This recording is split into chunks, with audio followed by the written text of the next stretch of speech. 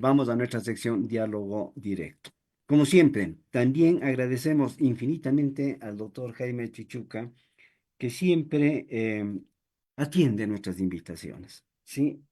Y al ser un estudioso, al ser un analista de la realidad nacional, de la economía y las diferentes circunstancias del país, para nosotros es una satisfacción, un gusto el tener la posibilidad de informarnos, de tener conocimiento sobre de cómo lo tienen la visión de diferentes situaciones. En esta oportunidad hemos considerado, al menos yo he titulado la conversación con el doctor Jaime Chuchuca, espero no estar exagerando, y le he puesto como título, para mí será regalo, será robo. No, por el contrario, es un gran negocio para el Ecuador. Creo que es la concesión del campo Sacha que se llevó a cabo justamente en estos días de carnaval. Doctor Jaime, gracias por atender nuestra invitación. Muchísimas gracias por estar con nosotros desde su punto de vista. Por favor, en un clásico para algunos carnavalazo, ¿no? De que estamos con esta nueva noticia. Recursos de todos los ecuatorianos, ¿sí? Se direccionan, se regalan, no sé todavía la fórmula que sea, a pesar de que hay nombres técnicos, pero nos estamos quedando sin nuestros recursos. Doctor Jaime, gracias por estar con nosotros. Buenas tardes. ¿Cuál es la situación de la concesión esta del campo Sacha? Gracias, doctor Jaime. Buenas tardes. Muy buenas tardes, Edgar. Gracias por la invitación. Saludos a todos quienes nos escuchan el día de hoy. Por supuesto, deberíamos, creo que, enjuiciarlo de modo político y de modo jurídico, porque es una situación ya aberrante.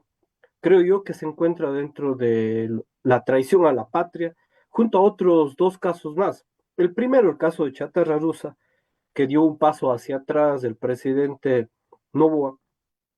El segundo caso, también sucedido en estos meses, el de los chalecos de cartón, que aún todavía no tiene solución y varios han denunciado ante las Cortes de Justicia del Ecuador.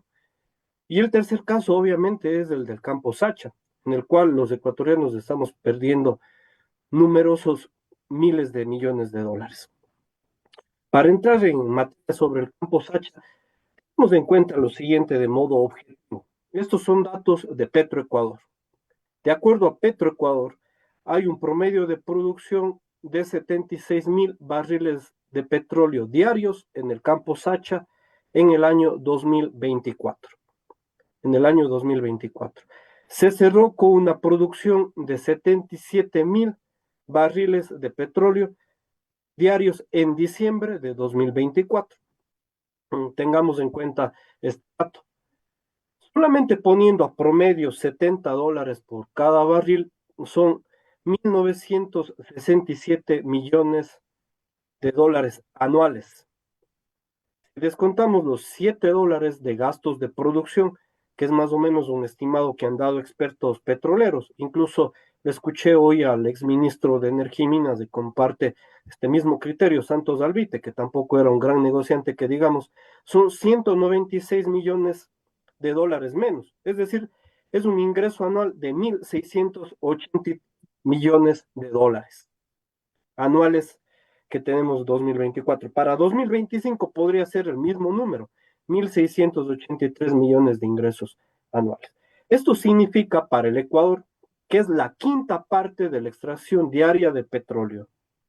Petróleo que va también a las refinerías ecuatorianas. Ecuador extrajo un promedio de 374.000 barriles de petróleo diarios en 2024. Decíamos que había un promedio de 76.000 barriles sacados del campo Sacha, es la quinta parte. Ahora, ¿qué es lo que nos propone este gobierno? El gobierno de Novoa dice, concesionemos, que en realidad, entre comillas pongo esto, es una privatización del campo Sacha, porque la figura jurídica es la concesión.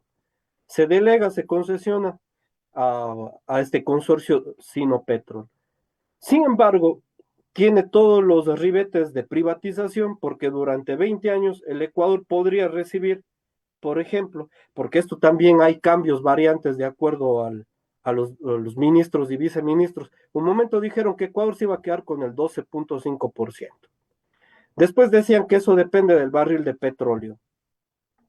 Por ejemplo, nos dijo Guillermo Ferreira que podríamos recibir, que el barril está en $30, podríamos recibir $19.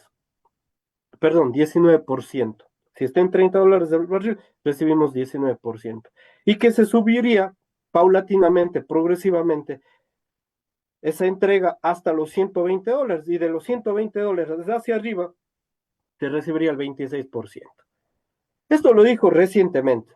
Ha ido cambiando todos los días, ministros y viceministros, estos datos, así que no voy a ahondar mucho más mañana, capaz que sacan otra referencia, pero no hay una tabla técnica aún sobre esto. Sin embargo, de eso, supongamos, en el mejor de los casos, que Ecuador llegue a recibir el 35%. En realidad ellos hablan entre el 12 y el 20%, pero supongamos que es el 35%.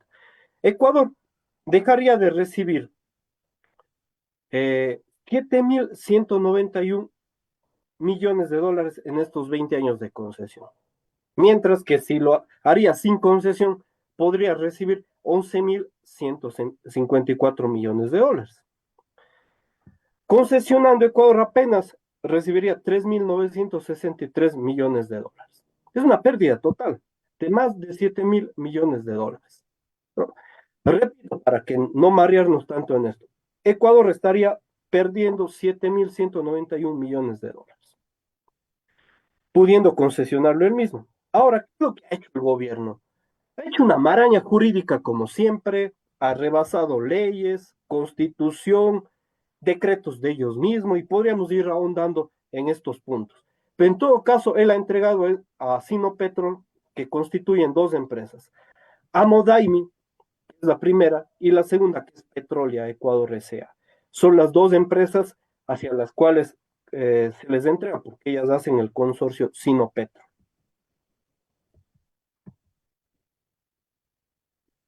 Jaime, realmente un enfoque rapidísimo y claro. A ver, eh, a cambio nosotros, ¿qué recibimos? A ver, porque normalmente, perdona que haga la consulta, ¿no es cierto?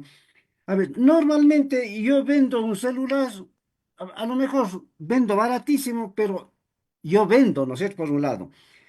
¿Qué es lo que recibimos? Porque ellos nos indican, dice, vamos a recibir 1.500 millones, algo así, pero para ampliar la cantidad de petróleo. ¿Es eso, por favor? O la pregunta incluso está mal dirigida, Jaime. Es que en realidad es un robo que se está haciendo al país. A ver, la ministra Inés Manzano dice, el discurso de ella, que el Ecuador es ineficiente, que el Estado es ineficiente, que falta de mantenimiento, etcétera, lo cual es mentira. Y doy con los datos de mismo Petroecuador. Año 2021, el campo Sacha, con Petroecuador estatal público, extraía 64.000 barriles de petróleo diarios. Año 2021. Año 2024, extraemos 76.000 barriles diarios y se cierra en diciembre con 77.000 barriles diarios. Vemos que no es tan ineficiente, pues. Se han subido casi 12.000 barriles más cada día. ¿Dónde está la ineficiencia? Bueno, supongamos que haya ineficiencia. ¿En cuál recae la ineficiencia? En el mismo gobierno y en ella también, porque es ministra de Energía y Minas, porque no han cambiado, si es que hay que dar mantenimiento en año 2024. Supongamos esto, que vamos a concesionar efectivamente, que no se debería concesionar, este es mi criterio, no se debería concesionar porque estamos perdiendo la quinta parte de los ingresos actuales petroleros en el país. Ahora, si se concesiona, ¿cómo así le vamos a concesionar más del 80%, que puede llegar hasta el 87%, a las empresas privadas sin que ellos hayan hecho ningún tipo de inversión, ni un dólar? porque estos 1.500 o 1.700 millones de dólares que supuestamente van a dar de prima anticipados es como el chulco. Cuando usted va a pagar el primer mes y el chulco, cuando usted pide la plata, le da su misma plata. Eso es lo que está haciendo esta empresa, este consorcio con las dos empresas privadas. Nos está entregando nuestro mismo dinero. Y otros problemas mayores de modo jurídico que hay que tomarlo con cuidado. Por ejemplo, Amodaimi Oil Company, Sociedad Limitada, cambió su nombre en el año 2010. Antes de eso se llamaba Murphy Ecuador Company S.A. Fue fundada alrededor del año 1987. Ya tenía problemas en sus exploraciones porque en un campo estaban parcialmente introduciéndose dentro del campo Yasuní. Esto ya lo denunció Acción Ecológica, lo denunció también la Confenaye, que recibimos en las noticias que va a apoyar ahora Novo en la segunda vuelta, entre otras cosas. Ahora, se cambia de nombre en el año 2010 y comienza algunas otras situaciones, porque supuestamente Morphy Ecuador S.A. salió del Ecuador, pero vemos que en realidad se cambió de nombre y cambió también accionistas, materias que ahora se supone que es sucursal de una empresa extranjera que es filial de Sinopec. Pero actualmente Amodaimi tiene el 60%, si es que se le concesionaría el campo Sacha. La otra, Petrolia, se quedaría con el 40%. Ahora, un dato más que surgió el día de ayer. Sospechosamente en la superintendencia de compañías, uno de los teléfonos, y esto se hizo viral, uno de los teléfonos que se encuentra como datos de Amodaimi, es el mismo teléfono de la sociedad industrial El Ordeño, que es del grupo Novoa. Uno llama ese número, yo hice la prueba, y esto también lo pusimos en redes, igual con otras personas que llegaron a tener conocimiento de esto. Llamamos y nos contesta El Ordeño, que es una empresa asociada a la tía del presidente Daniel Noboa, que es la Isabel Noboa, ¿no? Que es parte del grupo Noboa y tiene sus empresas en el grupo Novis y es parte del grupo El Ordeño, que ellos además recibieron un contrato a sí mismo, casi a dedo, a través del CERCOP, dicen que porque tenían menos valor lo que ellos iban a vender, que es los desayunos escolares. Ahora parece que la misma familia del presidente va a recibir. Hace rato, hace unas horas, sacó El Ordeño un comunicado diciendo que ellos no tienen nada que ver con la moda. Pues ahora tenemos serias dudas, porque además, esta al ser una sucursal de una empresa extranjera, no hay cómo verificar quiénes mismos son los accionistas, porque de acuerdo a la nómina, no se pone en la nómina de la superintendencia de compañías quiénes mismos son los accionistas de estas empresas. Entonces tenemos serias dudas. Además que el mismo gobierno presionó a que se haga en medio de carnaval con una pérdida total de recursos públicos para el Ecuador. Además de eso, bajo una presión. Y otro dato más, porque eso, como digo, es un galimatías jurídico el que hace siempre el gobierno en todo este tipo de contrataciones. El acuerdo ministerial número 40 del Ministerio de Energía y Minas del año 2024 lo firma el 26 de noviembre, fundamentándose en documentos del 27 de noviembre. Y aquí hay que preguntar un poco de modo sarcástico, ¿acaso ellos tienen una bola de cristal para ver lo que va a suceder en el futuro? Y esto es un dato que está convirtiendo al acuerdo ministerial para la delegación y concesión del campo Sacha en un acuerdo nulo. Esto tendrá que ventilarse también en las cortes e incluso en la Corte Constitucional. Además, la Corte Constitucional ha pecado mucho en este sentido con algunas sentencias del año anterior, porque ya algunas delegaciones de ANTEP, que es la Asociación de Trabajadores Petroleros, ya denunció esto el año anterior. Y producto de eso, le expulsaron a uno, en realidad, le despidieron a uno de sus dirigentes, como es David Almeida, ¿no? Que ha venido encabezando esta lucha y también ha sido uno de los que ha denunciado este atraco a los recursos de los ecuatorianos y ecuatorianas. Jaime, en la entrevista que le hacen a Santos Aldite, que es un privatizador de primera, sí, eso lo pudimos constatar cuando estaba de ministro, lamentablemente, y digo, o felizmente, las propias leyes al menos no rompió y por lo tanto no hizo las privatizaciones. Él indica y dice puntualmente de esta manera, sí, miren, dice, se está incluso yéndose contra las normas. Si es que, a ver, parece que hay una reserva de 14 miles de millones de barriles, algo por decirlo, o sea, del campo Sacha, sí. Y sobre eso se puede explotar en un solo día o se puede explotar en 20 años o 30 años, ¿no es cierto? O sea, y ya sabemos esa cantidad que hay. Santos Albite hace referencia, dice, si es que ellos, a través de inversión y a través de tecnología, incrementaran esas reservas, es decir, obtuvieran más petróleo como lo hacen a través de tecnologías, con todo derecho, dice, ellos deberían llevar la parte que les corresponde por su inversión, sí, como inversión, y dejar una parte, ¿no es cierto?, para los ecuatorianos, en otras palabras, dividirse las utilidades. Pero aquí no. Aquí ellos están llevándose. ¿Por qué? Porque el petróleo, este ratito, se está explotando, como usted lo dijo, 76.000 barriles diarios. Sí, no están poniendo absolutamente nada. Sí, desde este punto de vista, Jaime, yo personalmente le veo que es una traición a la patria, es un regalo, o dicho de otra manera, es una compra personal de nuestros recursos.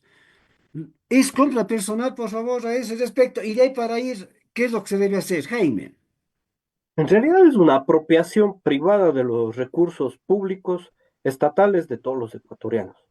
Eso, digamos, es un atraco, un robo a los recursos de los ecuatorianos, porque en las circunstancias que usted también comparte, y creo que la mayor parte de analistas de estos días no veo un criterio contrario, es que el Ecuador está perdiendo, porque en lugar, ahora está recibiendo el 100%.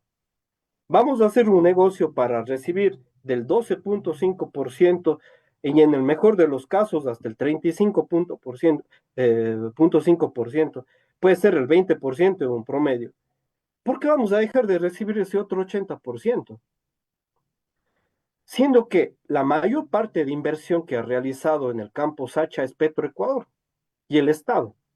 A pesar incluso de algunas cosas, porque en el gobierno de Guillermo Lazo lo que se realizó es también un feriado petrolero de varios campos petroleros. Él concesionó 13 campos petroleros, le faltó tiempo para concesionar Sacha, pero ellos también tenían el propósito de concesionar Sacha. Además hicieron algunos cambios de normativa que permitieron a que se hagan este tipo de acuerdos. Y ahora se está beneficiando también en cierta forma el gobierno de Nova, pero al gobierno de Nova no le interesa cumplir ni las normas, ni los cambios que se hicieron en los reglamentos, en la ley de hidrocarburos, tampoco en otras como por ejemplo del desarrollo económico del país, y hay numerosas normas que se han aprobado en estos últimos años sobre este tema. A ellos no les interesa cumplir institucionalmente la normativa. Esto ya lo vimos también en el otro caso de chalecos de cartón, que debía haber sido hecho por el reglamento de contratación de bienes para la defensa nacional y lo hicieron por la ley orgánica de compra pública y en vez de ser un contrato reservado, se hizo un contrato público. No se llevó a la comisión del ejército a que haga las pruebas, compraron chalecos de menor calidad, les vendieron por nivel 3 y nivel 3A y en realidad no llegan ni al 2A de protección, entre otras cosas. Lo mismo en el caso del campo Sacha. Se está evadiendo la constitución porque es un sector estratégico, el área del petróleo, uno de los campos más productivos. Decimos la quinta parte de producción nacional. Se entrega a dedo porque ni siquiera hay un concurso de licitación. Entonces se está entregando a dedo al consorcio Sinopetrol, formado por dos empresas que tienen relaciones con el mismo círculo del gobierno de Daniel Noboa, según vamos viendo distintos datos y pruebas que van emergiendo en estos días. Porque además de los teléfonos, es el mismo círculo de abogados que están defendiendo a estas empresas, que ha estado rodeando también a las empresas de los grupos Novoa. Vemos asimismo la presión por parte del gobierno, porque él debía haber esperado que acabe, yo creo, la segunda vuelta, en realidad, y dejar al siguiente gobierno. ¿Cómo sabe que él va a ganar en esta vuelta? Pero va a dejar empeñando, o más bien regalando los recursos a una empresa que está relacionada con su mismo grupo, es decir, un atraco total. Y un dato más, una de las empresas que es Petrolia Ecuador S.A. es una empresa que está casi en quiebra. Tiene 18 millones de dólares de deuda actualmente y solamente un patrimonio de 1.5 millones. Esto con datos hasta 2023. Los datos 2024 no han sido subidos en la superintendencia de compañías. Entonces, como vemos, en realidad hay varias violaciones a la constitución, a la norma, a la política pública estatal, a la ética, y hay una apropiación privada de los recursos públicos de los ecuatorianos. Jaime, con el gobierno actual, y porque no hace referencia a los de Lenin, de Lazo y Novoa, ellos están en el poder. Y vemos, por ejemplo, a ver, tenemos conocimiento de que hay cinco poderes del Estado, ¿no es cierto? El ejecutivo, legislativo, judicial, parece control ciudadano y parece que CNE. ¿Tienen ellos cada uno autonomía para tomar sus decisiones o por el contrario, están bajo dependencia exclusiva del Ejecutivo? ¿Por qué? Porque tienen el respaldo de las Fuerzas Armadas y la policía y es la única razón para ellos hacer lo que les venga en gana. ¿Cómo hace referencia a este aspecto, Jaime? Y de allí el hecho de apropiarse, por favor, del campo Sacha. Es que además yo creo que venimos en una lógica privatizadora y de concesionar los recursos públicos del Estado desde hace muchos años atrás. Por poner un ejemplo, en el gobierno de Guillermo Lazo, me estoy acordando ahora, él sacó el decreto 95 del año 2021. Además, se modificó, se expidió a través de la Asamblea Nacional la Ley Orgánica para el Desarrollo Económico y Sostenibilidad Fiscal. Esto apoyaba a entregar los recursos petroleros, el sector estratégico ecuatoriano, a empresas privadas. Cuando el sector petrolero ecuatoriano, a través de Petroecuador, y recordemos que también el gobierno de Guillermo Lazo, no, perdón, el anterior de Lenin Moreno, unificó las dos empresas petroleras. Y ahora tenemos solamente Petroecuador, tenemos las dos empresas públicas, Petroecuador y Petroamazonas, fueron unificadas en esta lógica neoliberal de ir desmantelando el Estado, teniendo menos instituciones, pero mayor cantidad de normas para poder concesionar, delegar y privatizar los recursos petroleros de los ecuatorianos. En una época además de crisis económica, es esto, ¿no? Porque nos encontramos en recesión, ya podremos decir desde el último trimestre del 2023, Banco Central del Ecuador dice desde 2024 estamos en una contracción económica, según el Foro de Economía de la Pontificia Universidad Católica del Ecuador, dice que podríamos llegar a menos 2.5% cuando se cierren todos los datos de 2024, no está todavía consolidados todos los datos.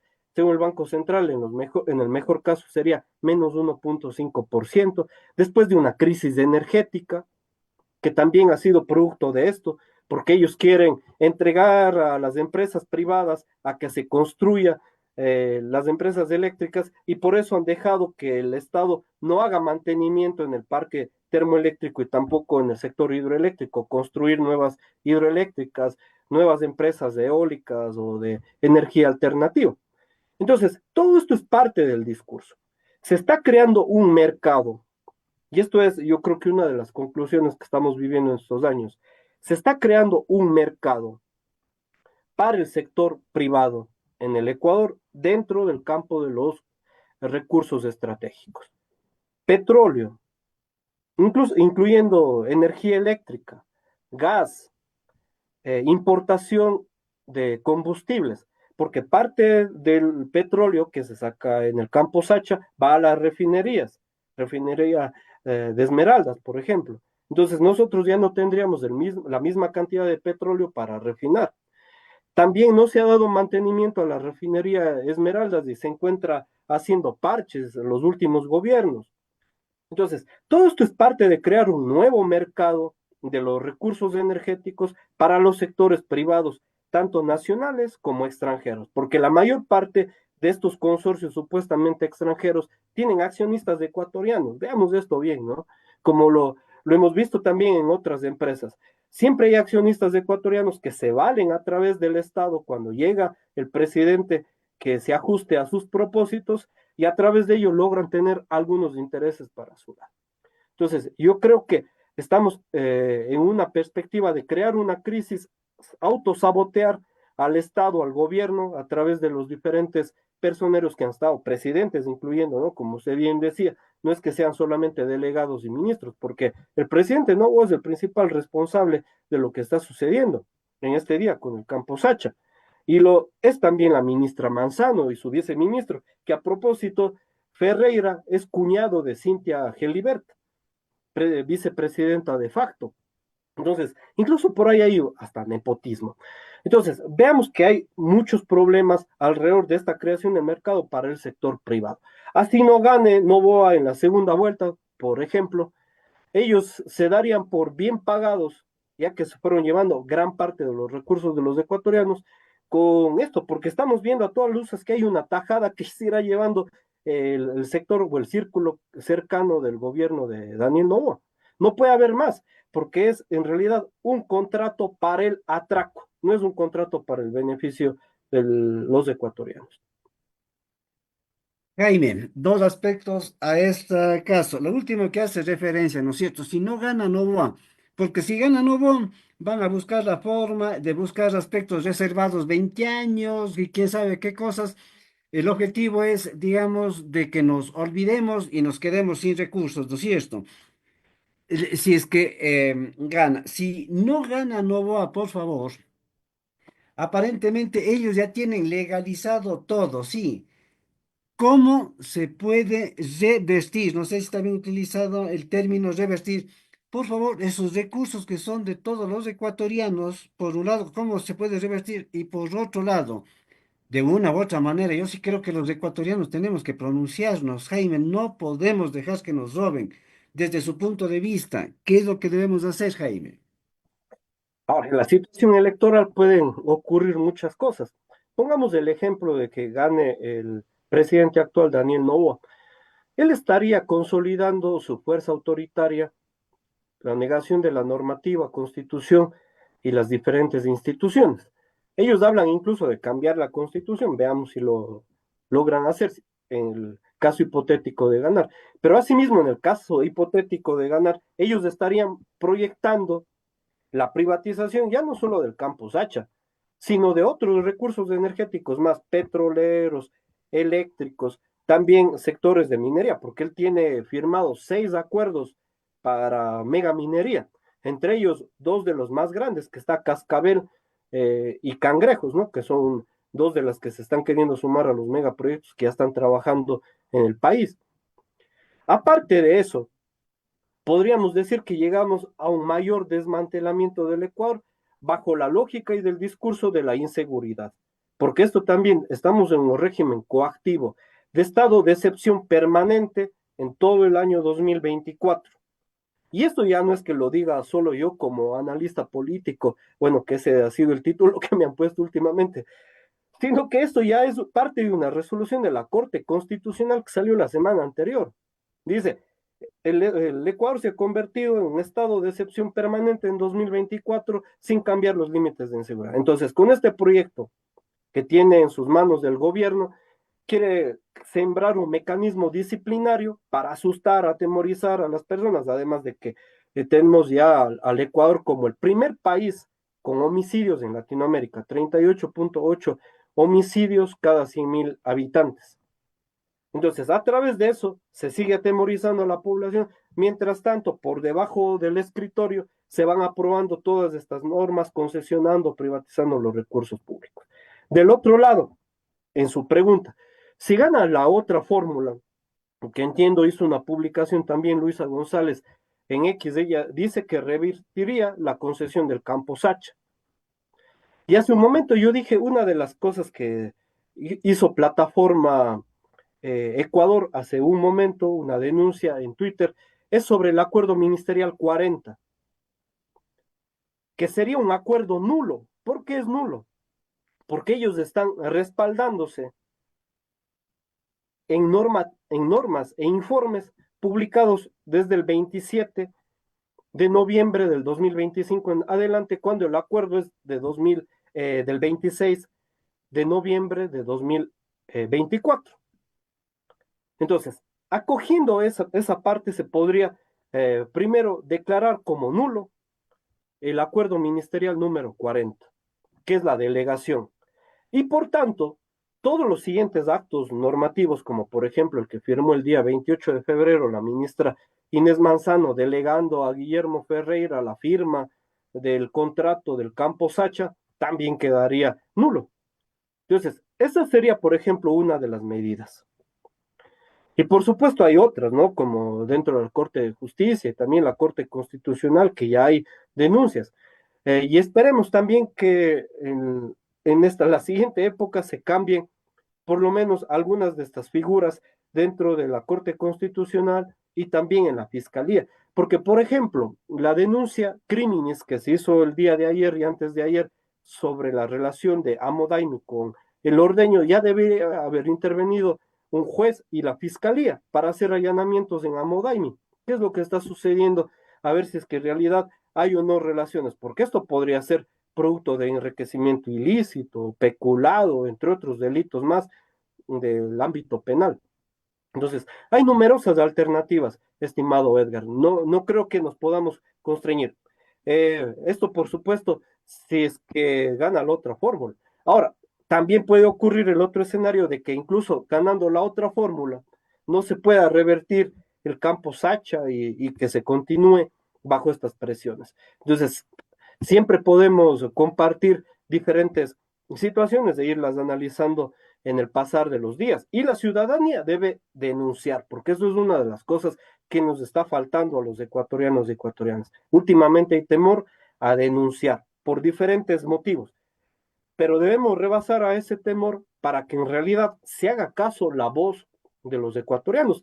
Y además que no estamos diciendo cosas fuera de foco, están bajo normas bajo la constitución, bajo normas de diferente aspecto infraconstitucionales y estamos respaldados también por la ética y la moral en defensa de los recursos estratégicos de los ecuatorianos para las futuras generaciones. Jaime, bonita la palabra ética y moral, pero para un cierto tipo de personas que respetamos ciertas normas. Y yo, perdone que haga referencia que usted ya prácticamente lo contestó. Si es que a lo mejor gana la oposición a Daniel Noboa, por ejemplo, ellos van a meter juicio y a lo mejor estamos nosotros expuestos a arbitrajes internacionales como el CIAD, este tipo de cosas.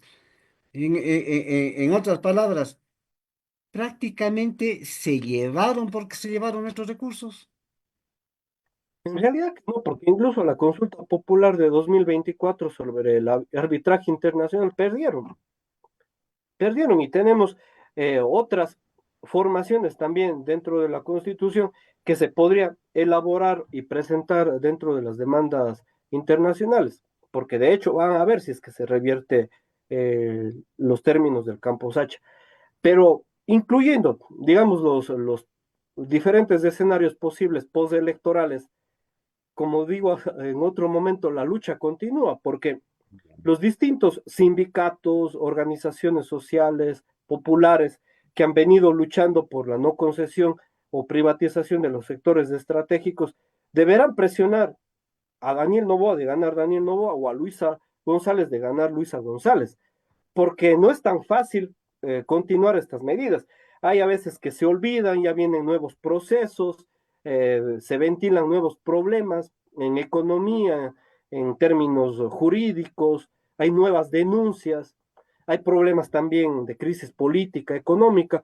Entonces, hace falta que las organizaciones sociales y populares le recuerden a quienes sea presidente o presidenta después de las elecciones del 13 de abril para decir, por este camino no hay que irse, porque nos están dejando sin recursos al Estado y principalmente a los ecuatorianos, porque miles de esos millones de dólares del campo Sacha pueden ser invertidos en vialidad, infraestructura, educación, salud, para salir de la misma crisis de inseguridad que vivimos los ecuatorianos y ecuatorianas, entre otras cosas, ¿no? Porque es muchísimo dinero que en realidad está perdiendo el Ecuador.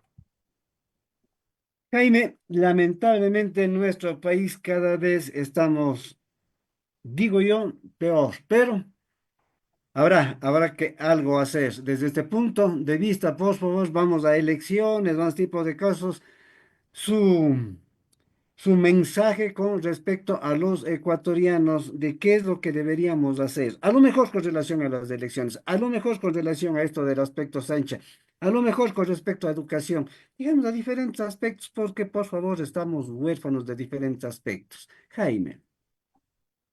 Ahora, sobre el tema electoral, sí hay que atender muchos problemas.